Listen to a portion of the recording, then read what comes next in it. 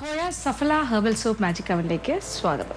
മലയാളിക്ക് എന്നും പ്രിയപ്പെട്ടത് അവരുടെ നാടൻ വിഭവങ്ങൾ തന്നെയാണ്. അപ്പോൾ നമ്മൾ എവിടെയൊക്കെ എന്തൊക്കെ ഭക്ഷണം കഴിച്ചാലും നമ്മൾ എവിടെയൊക്കെ പോയാലും നമ്മുടെ മനസ്സിൽ എപ്പോഴും ഒരു നാടൻ രുചി, അതിനോടുള്ളൊരു താല്പര്യം, അത് ഉണ്ടാക്കാനായിട്ടുള്ളൊരു ത്വര, ഇത് എപ്പോഴും ഉണ്ടാകും.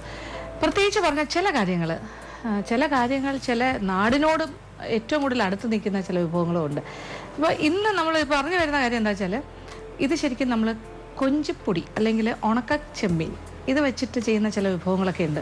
ഈ ഉണക്ക ചെമ്മീൻ എന്ന് പറഞ്ഞാൽ ഒരു പ്രധാനപ്പെട്ട കാര്യമാണ്. പ്രത്യേകിച്ച് പറയുകയാണെങ്കിൽ നമ്മളിപ്പോൾ ചെട്ടികുളങ്ങര ഭരണി സമയത്തൊക്കെ, അതായത് ഓണാട്ടുകരക്കാർക്ക് ഏറ്റവും പ്രിയപ്പെട്ടൊരു കാര്യമാണ്. അല്ലെങ്കിൽ ദേവിക്ക് ആ ഒരു സമയത്ത് ചെട്ടികുളങ്ങര ഭഗവതിക്ക് വേണ്ടിയിട്ടുള്ള ഒരു നിവേദ്യം തന്നെയാണ് ഈ ഓണാട്ടുകരയിലെ എല്ലാ വീട്ടുകാരും ഉണ്ടാക്കുന്ന ഒരു പ്രധാനപ്പെട്ട ഒരു വിഭവമാണ് ഉണക്കച്ചെമ്മീൻ കൊണ്ട് തയ്യാറാക്കുന്ന കൊഞ്ചുമാങ്ങ. അപ്പോൾ ഈ കൊഞ്ചുമാങ്ങ എന്ന് പറയുമ്പോൾ തന്നെ ഉണക്കച്ചെമ്മീനും മാങ്ങയും ചേർത്തുണ്ടാക്കുന്ന ഒരു പ്രത്യേക വിഭവമാണ്. അത് എല്ലാ വർഷവും മുടങ്ങാതെ ഇങ്ങനെ ചെയ്യുന്നൊരു കാര്യമാണ്.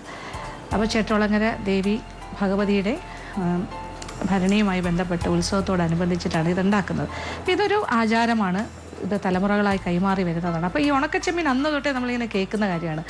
അതുപോലെ തന്നെ ഈ ഉണക്കച്ചെമ്മീൻ അല്ലാതെ തന്നെ നമ്മുടെ വീടുകളിൽ, കാര്യം ഈ ഉണക്കമീൻ എന്ന് പറയുന്നൊരു കാര്യം തന്നെ എപ്പോഴും നമുക്ക് വീട്ടിൽ സ്റ്റോർ ചെയ്യാൻ പറ്റിയൊരു കാര്യമാണ്. കാര്യം പച്ചമീൻ എന്ന് പറഞ്ഞാൽ ഫ്രഷ് ആയിട്ടുള്ള മീനാകുമ്പോൾ നല്ല ഫ്രഷ് ആയിട്ടുള്ള മത്സ്യം കിട്ടുകയാണെങ്കിൽ അപ്പോൾ ഉണ്ടാക്കുന്നതാണ് സുഖം. പിന്നെ വേണമെങ്കിൽ ഫ്രീസറിലൊക്കെ വെച്ച് നമുക്ക് ഉപയോഗിക്കാം, അത് വേറെ കാര്യം. എങ്കിലും കേടാകാണ്ട് എപ്പോഴും സൂക്ഷിക്കാൻ പറ്റിയത് ഉണക്കമീനാണ്. ഇപ്പോൾ ഉണക്കമീൻ എന്ന് പറയുമ്പോൾ ഏതായാലും ഉണക്ക അയിലയാണെങ്കിലും ഉണക്ക ചെമ്മീനാണെങ്കിലും എല്ലാത്തരം മീനിൻ്റെയും ഉണക്കിയ മത്സ്യങ്ങൾ വിഭവം, അങ്ങനെ ഉണക്ക മത്സ്യ വിഭവങ്ങൾ നമുക്ക് ലഭ്യമാണല്ലോ, എല്ലാം കടകളിലും വാങ്ങാൻ കിട്ടും. അപ്പോൾ അതുകൊണ്ട് വ്യത്യസ്തമായ വിഭവങ്ങളൊക്കെ തയ്യാറാക്കാൻ സാധിക്കും.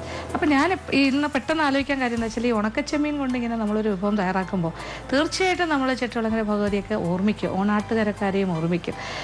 കാര്യം ഞാനും ആ നാട്ടുകാരി തന്നെയാണ്. അപ്പോൾ അതുകൊണ്ട് തന്നെ എനിക്കൊരു നൊസ്റ്റാൾജിക് ഫീലിംഗ് ആണ് ഇത് ഈ കൊഞ്ചുമാങ്ങയെക്കുറിച്ചൊക്കെ ആലോചിക്കുമ്പോൾ. ഇന്ന് എന്തായാലും നമ്മൾ കൊഞ്ചുമാങ്ങയല്ല ചെയ്യുന്നത്, പക്ഷേ ഉണക്കച്ചെമ്മീൻ കൊണ്ടുള്ളൊരു വിഭവമാണ്. ഇതുകൊണ്ട് നമ്മളൊരു തോരൻ തയ്യാറാക്കാൻ പോകണം. അപ്പോൾ ഉണക്കച്ചെമ്മീൻ തോരൻ ഉണ്ടാക്കാൻ വളരെ എളുപ്പം. ഇത് എങ്ങനെയാണ് തയ്യാറാക്കുന്നത് നോക്കാം. അതിനുവേണ്ടി ചേരുവകൾ എന്തൊക്കെയാണെന്ന് നോക്കാം. ഉണക്കച്ചെമ്മീൻ 100 ഗ്രാം വെള്ളത്തിൽ കുതിർത്തത്, ചെറിയ ഉള്ളി 20 എണ്ണം രണ്ടായി മുറിച്ചത്, വെള്ളം 2 കപ്പ്, ഉപ്പ് ആവശ്യത്തിന്. ഇനി അരപ്പിന് വേണ്ട ചേരുവകൾ: തേങ്ങ ചിരകിയത് 1/2 കപ്പ്, ചെറിയ ഉള്ളി 5 എണ്ണം, മഞ്ഞൾപ്പൊടി 1/2 ടീസ്പൂൺ, മുളക് പൊടി 3 ടീസ്പൂൺ, കറിവേപ്പില ആവശ്യത്തിന്. ഇനി താളിക്കാൻ വേണ്ട ചേരുവകൾ: വെളിച്ചെണ്ണ 1/2 ടേബിൾ സ്പൂൺ, കടുക് 1 ടീസ്പൂൺ, വറ്റൽമുളക് 3-4, കറിവേപ്പില 2 തണ്ട്. അപ്പോൾ നമ്മൾക്കിനി നമ്മുടെ ഉണക്കച്ചെമ്മീൻ തോരൻ തയ്യാറാക്കാം. അപ്പോൾ ഉണക്കച്ചെമ്മീൻ ഒരു 100 ഗ്രാം വാങ്ങുക. അത് പാക്കറ്റിലും കിട്ടും, അല്ലാണ്ട് തൂക്കി വാങ്ങാനും പറ്റും. വലിയ മാർക്കറ്റിലൊക്കെ പോകുകയാണെങ്കിൽ തൂക്കി തരും. അപ്പോൾ ആദ്യം നമുക്ക് ഉണക്കച്ചെമ്മീനിലേക്ക് കുറച്ച് ധാരാളം വെള്ളം ഒഴിക്കാം. അപ്പോൾ ഞാൻ ആദ്യം വെള്ളം ഒഴിച്ച് വെക്കാൻ പോവാണ്.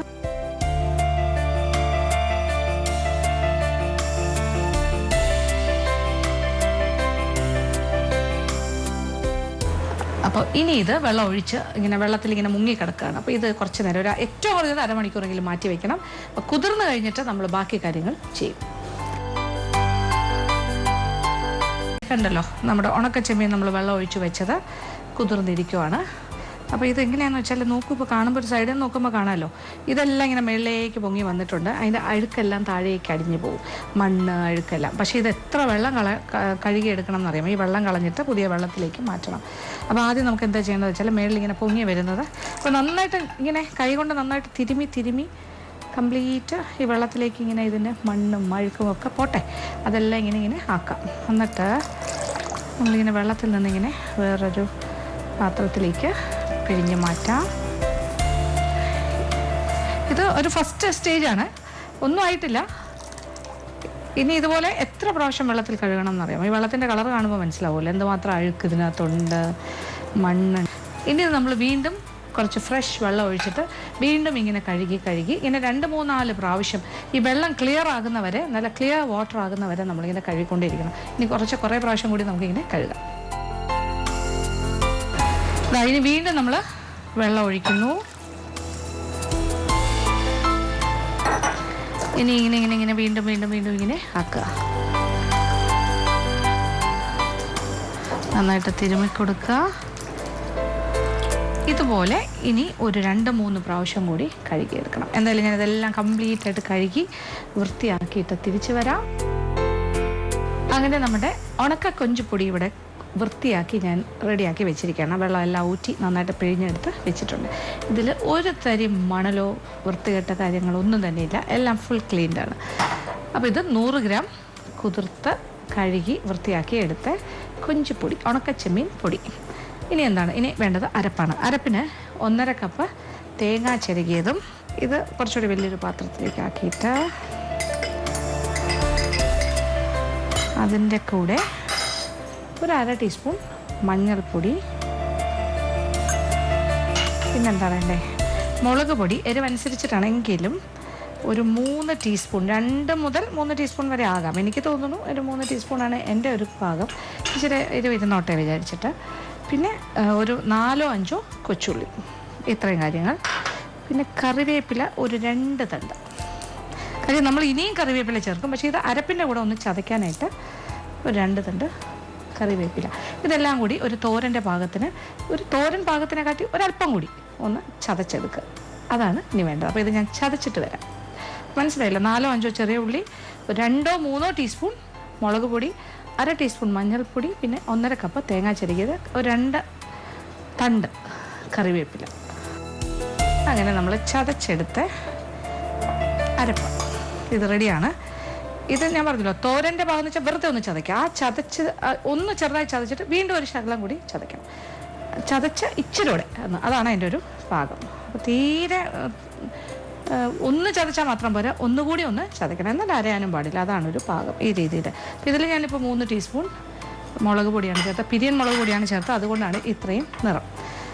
ഉള്ളി മാത്രമേ ഉള്ളൂ, ഇഞ്ചി വെളുത്തുള്ളി അങ്ങനെയുള്ള ഒരു കാര്യവുമില്ല. അങ്ങനെയുള്ള കാര്യങ്ങളൊക്കെ ചേർത്ത് ഇതിൻ്റെ രുചി നമ്മൾ കുറച്ചുകൂടി, എന്ന് വെച്ചാൽ നമുക്കിതിന് ചെമ്മീൻ്റെ രുചി തന്നെ വേണം, ഉണക്ക ചെമ്മീൻ്റെ.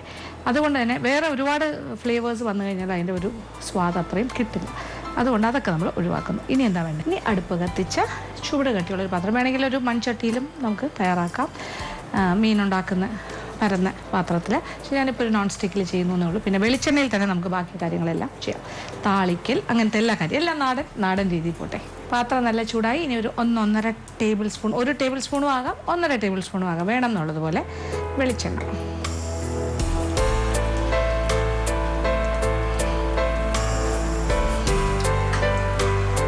ഒരു 1.5 ടേബിൾ സ്പൂൺ വെളിച്ചെണ്ണ ഒഴിച്ചു. എണ്ണ നല്ല ചൂടായിട്ട് നമ്മൾ കടുക്, വറ്റൽമുളക്, കറിവേപ്പില ഇട്ടൊന്ന് താളിക്കുന്നു. ചെറുതായി ഒന്ന് വഴറ്റാനാണ്. അപ്പോൾ അതാണ് ഒരു കാര്യം. നമുക്ക് 1 ടീസ്പൂൺ കടുക്, 2-3-4 വറ്റൽമുളകാകാം. കടുക് പൊട്ടിത്തുടങ്ങി. ഇനി ആവശ്യത്തിന് കറിവേപ്പില, നാടൻ കറിവേപ്പിലയാണ് എൻ്റെ കയ്യിൽ, ചെറുതാണ്,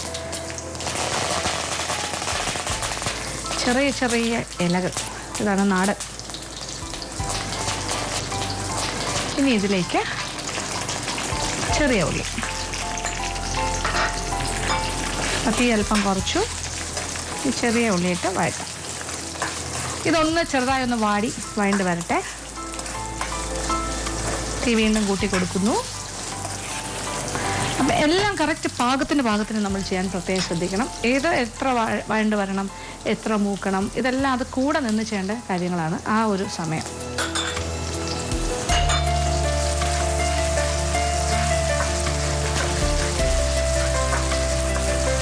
ഇപ്പോൾ ഏതാണ്ട് വാടിക്കഴിഞ്ഞു. പ്രധാന കാര്യങ്ങളാണ് ഇതൊക്കെ.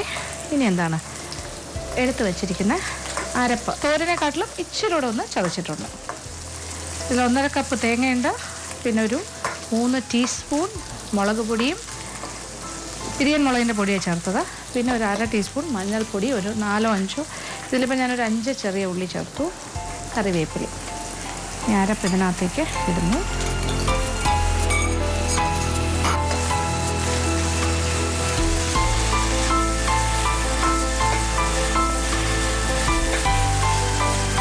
മിനിറ്റിങ്ങനെ വഴറ്റാം. ഇത് ചെറുതായി ഒരു പച്ചച്ചുവയൊന്ന് മാറാനാണ്, ഒരല്പം ഒരു 1-2 മിനിറ്റ് ഇങ്ങനെ വഴറ്റുക.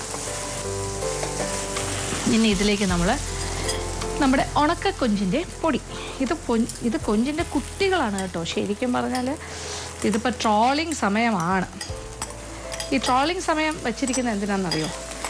ഈ കുഞ്ഞുങ്ങളെയൊക്കെ രക്ഷിക്കാനാണ്. മത്സ്യസമ്പത്ത് കാത്തു സൂക്ഷിക്കാൻ. അപ്പോൾ വലിയ ഫിഷിംഗ് ബോട്ട്സൊന്നും അലൗഡ് അല്ല, പക്ഷേ ചെറിയ ചെറിയ മീൻ പിടിക്കുന്ന വള്ളങ്ങളൊക്കെ പോകുന്നുണ്ട്. അപ്പോൾ എന്തായാലും ചെറിയ വലകളിലൊക്കെ കുരുങ്ങുന്നുണ്ട് ധാരാളം കുഞ്ഞുങ്ങൾ. ആ കൂട്ടത്തിൽ കൊഞ്ചിൻ്റെ കുഞ്ഞുങ്ങൾ ധാരാളം വരുന്നതാണ് ഇങ്ങനെ കൊഞ്ച് പൊടിയായിട്ട് നമുക്ക് കയ്യിൽ കിട്ടുന്നത്. അതും കൂടി യോജിപ്പിച്ചു. ഇനി നമുക്ക് കുറച്ച് വെള്ളം, ഏതാണ്ട് ഒരു 2 കപ്പ് വെള്ളം ഒഴിച്ചു കൊടുക്കാം.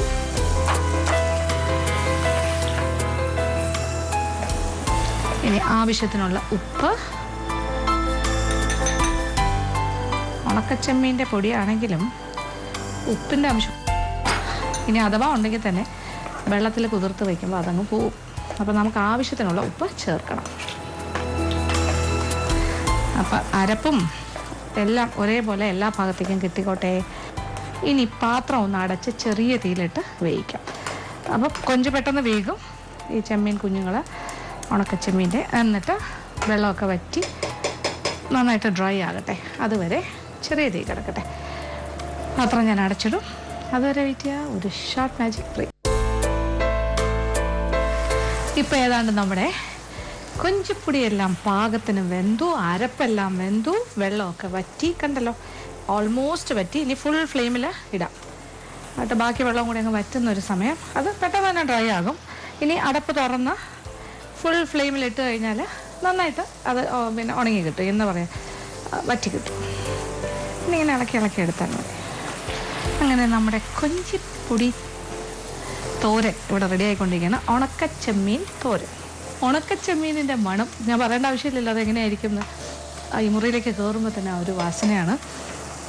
അടപ്പ് മാറ്റുമ്പോൾ തന്നെ ആ ഒരു മണം, അല്ലെങ്കിൽ തന്നെ ഒരു മണം. അടപ്പ് മാറ്റുമ്പോൾ അത് കുറേ കൂടി നല്ലതായിട്ട് കിട്ടും. അപ്പോൾ ഈ ഉണക്കച്ചെമ്മീനൊക്കെ ഇഷ്ടപ്പെടുന്നവർക്ക് ഇത് വലുതായിട്ട് ഭയങ്കരമായിട്ട് ഇഷ്ടം.